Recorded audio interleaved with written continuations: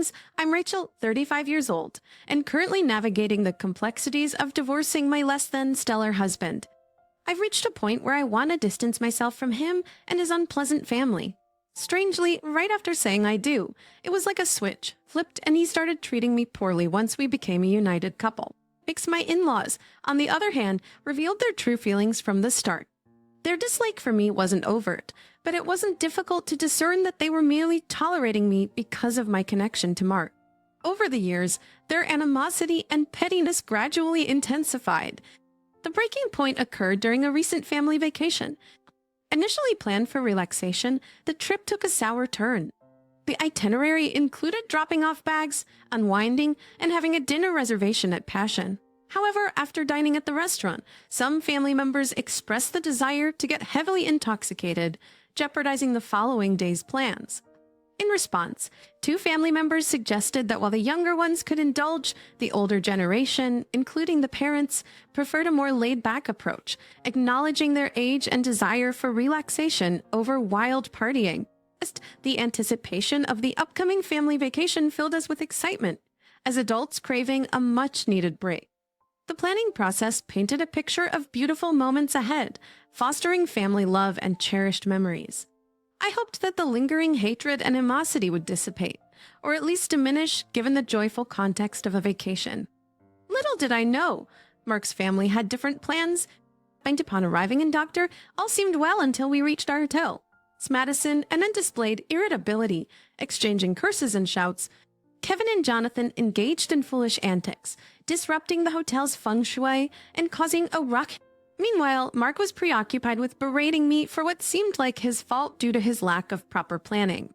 Amidst the chaos, Mark demanded to know the whereabouts of his socks, placing blame on me for not packing them. Frustrated, I reminded him that I had clearly laid out the socks for him to pack, emphasizing that I wasn't his mother. Tensions escalated as the rest of the group entered, inquiring about the bar.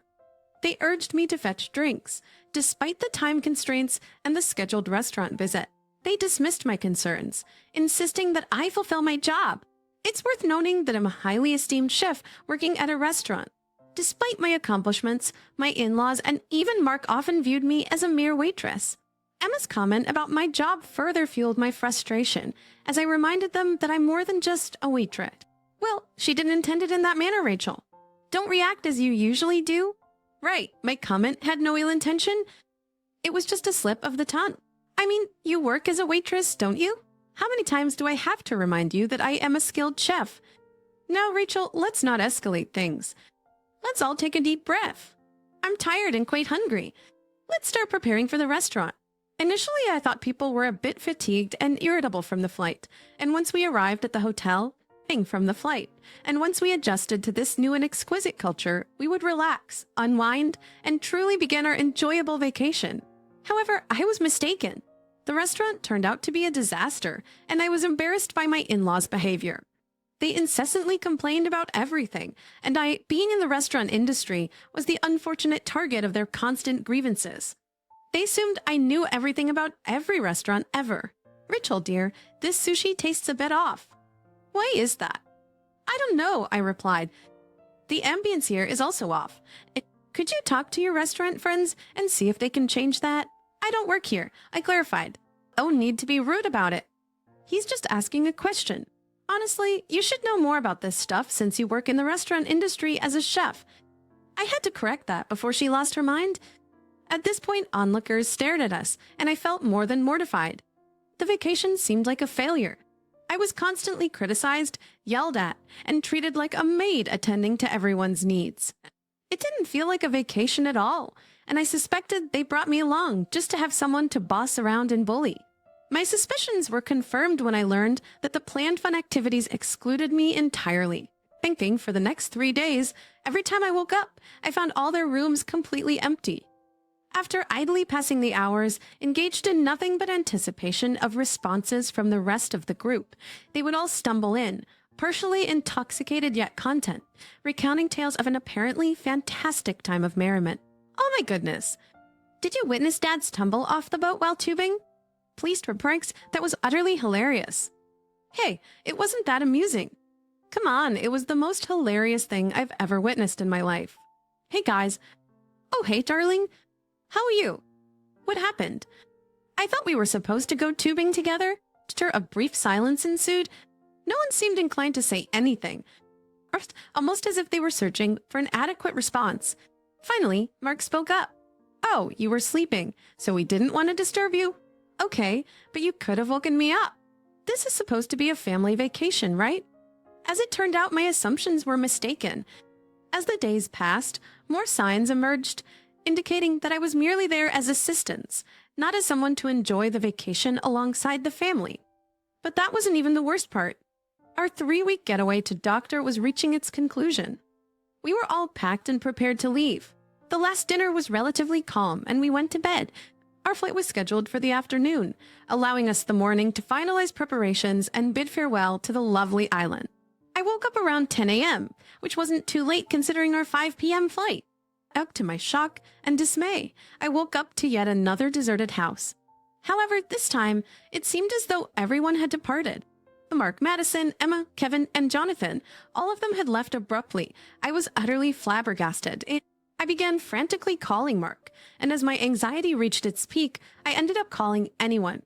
I reached out to the front desk, hoping for clarity. The questions connected, the lady at the reception confirmed my suspicions. Everyone had departed around 9 a.m. Thanks to my surprise, she too shared my bewilderment, unaware that I remained the sole occupant.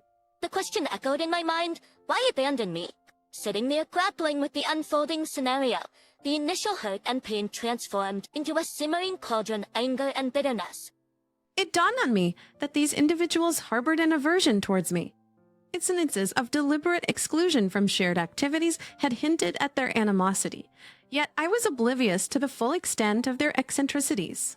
Though tempted to call again, I resisted, opting for a strategic approach to exact my revenge.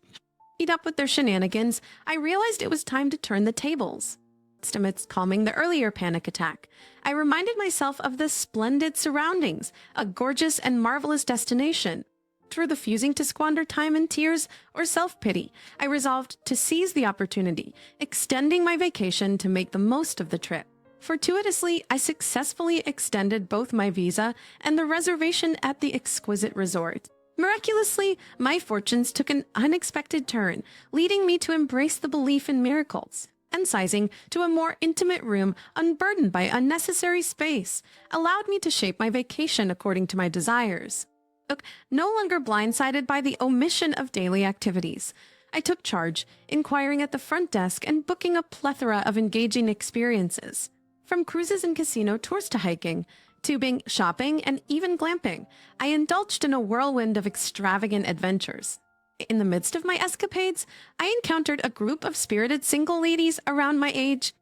Engaging in lively conversations, I found comfort in revealing the challenges of my embarrassing and abusive relationship with my toxic husband, and in immediate solidarity, ready to stand up for me, highlighted the sweetness of true friendship. This newfound group of girlfriends became my companions, adding joy to my various activities. Between reveling in the freedom of solitude, I was equally prepared to share my experiences with genuine individuals, in stark contrast to the disdainful husband and his equally contemptible family. The unfolding of these events took an additional 2 weeks in the remarkable destination, yet each task brought immeasurable joy, solidifying my contentment. As for Mark and the toxic crew who left me behind, the narrative unfolds on the day they departed, marked by a phone call from Mark that shaped the subsequent conversation. XQ or so.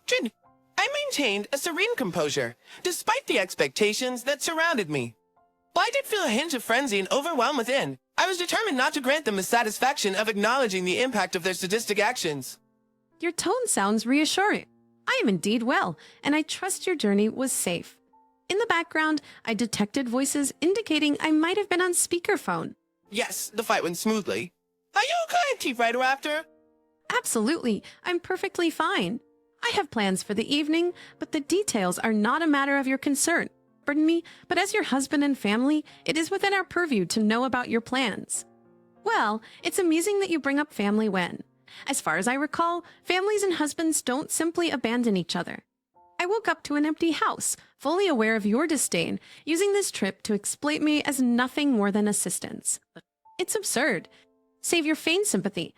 Your acting is as convincing as fish-flavored ice cream. Sexually. However, your grave mistake was leaving me in doctor care. Your foolishness inadvertently benefits me, allowing me to relish my vacation without enduring incessant nagging from toxic individuals. Sedans. Mark, in case it wasn't evident, I seek a divorce. As a newly single woman, I'm going out tonight with a charming individual named David, promising an enjoyable time. Your attempts to break me failed. If anything, they strengthened my resolve. Apologies for shattering your expectations. I surpass all of you in every aspect, so there's no need for concern. The new life I've built is more than sufficient to sustain my happiness. I wish you the day you believe you deserve. Without allowing anyone to speak, I promptly ended the call. Subsequently, my husband and in-laws, or rather ex-husband and in-laws at this juncture, bombarded me with calls and texts. Ignoring them, I continued with my evening. Throughout the additional week in the Dominican Republic, I received persistent calls and texts from them, all of which I chose to ignore. Instead, I focused on sharing the best moments through pictures and reels on my Instagram. They attempted to garner attention with comments, but my followers fiercely defended me, showcasing their resilience under pressure. As a celebrated chef, my substantial following dealt with such individuals appropriately. However, in this case, the satisfaction derived from witnessing their trolling behavior was heightened as it hit close to home. Despite being torn apart in the comments, it wasn't sufficient to satisfy my thirst for revenge. My extended vacation concluded, forcing me to return to the harsh reality awaiting me in Louisiana. Choosing not to return home, I opted for a hotel to keep my adversaries in suspense. By withholding my whereabouts, I returned to my fulfilling job and shared updates to signify my return without intending to communicate with them. Ignoring 100 messages and missed calls from Mark, Madison, Emma, Jonathan, and Kevin, I refrained from engagement.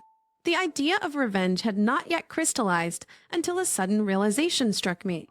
I knew precisely what I would do to exact my revenge. I opted to disrupt the tightly knit familial bonds they cherished. While they derived satisfaction from uniting against me, I pondered how they might react if they sensed toxicity within their own rank. My conviction rested on the belief that those who endeavor to shatter others' lives often possess the most fragile self-esteem, susceptible to crumbling abruptly. It's noteworthy that this family also managed a joint business. Perhaps it was during these professional endeavors that they plotted to undermine my life. However, 2 months later, I decided to reach out to Mark and engage in a conversation. Hello, Mark, it's Rachel. Oh, it's delightful to hear your voice. To reach out to Mark and engage in a conversation. Hello, Mark, it's Rachel. Oh, it's delightful to hear your voice. The house has been chaotic without you. I can't quite put my finger on it, but things haven't been the same. We all miss you. Where have you been staying? That's none of your concern, but I wanted to address something heavy on my conscience. Please don't deny what you said about the divorce. On the contrary, I meant every word. However, I have harrowing news to share. Give it preference then. Since I won the divorce, I thought it best to be honest about what I witnessed and overheard when we were together. I kept silent out of fear, but now we have nothing to lose. I often overheard Madison and Jonathan favoring Emma and Kevin over you. They labeled you as weak and pathetic, keeping you around solely to mistreat you. Remember our vacation? That mistreatment you experienced? They planned to subject you to the same ordeal. Consider the time they made you drive 3 hours to a clothes store, claiming ignorance. Oh, that's preposterous. Mom and Dom and Dad would never do that. Oh, I haven't finished.